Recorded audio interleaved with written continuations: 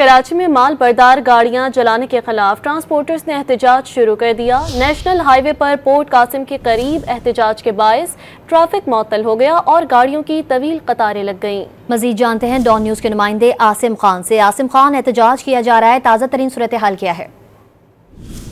ये शहर में माल बरदार गाड़ियों के हादसात में इंसानी जानों की ज़िया पर गुज़िश्ता रोज से ही शहर के मुख्तलिफ इलाकों में कशीदगी पाई जाती है और आज सुबह सवेरे शहर के मुख्तलिफ इलाकों में 4 ट्रकों को नजरआतिश करने के बाद अब ट्रांसपोर्टर्स का एहतजाज भी शुरू कर दिया गया है। इस वक्त पोर्ट कासिम चौरंगी पर ट्रांसपोर्टर्स ने धरना दे दिया है, जहां पर देखा जा सकता है कि उन्होंने कंटेनर्स और दीगर गाड़ियां खड़ी करके मेन शाहरा जो है वो ब्लॉक कर दिया, जिसकी वजह से ट्रैफिक की रवानी भी मुतासिर हो रही है।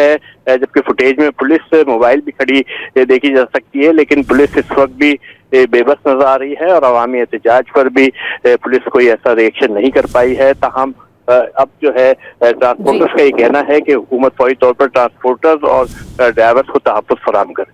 आसिम खान अपडेट कर रहे थे, आपका बहुत शुक्रिया।